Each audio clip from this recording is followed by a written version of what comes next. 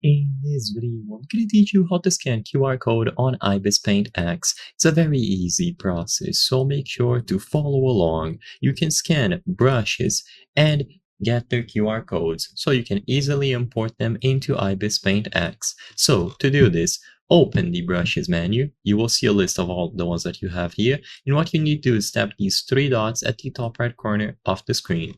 So when you tap on these three dots, after you go over to the brushes menu, you will find import brush QR code and export brush QR code. So the way in which you import brushes is not by opening the camera and scanning the QR code like any other one. You have to choose this option. By importing, you are going to add a new brush into the ones that you have, and by exporting, the brush that you currently have selected will be exported as a QR code that you can share with other people.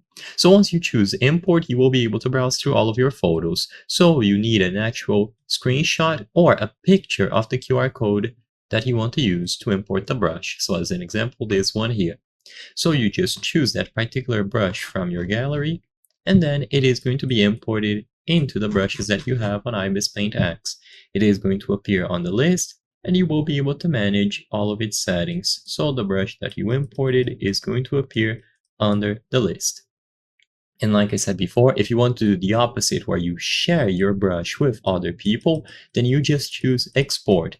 This will create an image that is going to go into your gallery. Now you can share this image with your friends, with people online, and they will be able to do the exact same steps. So they will choose import, and this will allow them to bring your brush or any other person's brush into their ibisPaint X. So I hope I was able to help you. If this video helped you, please consider subscribing. As you can see, 83% of the people watching our videos are not subscribed. By subscribing, you can help us make higher quality videos. Thank you for watching, and I'll see you on the next one.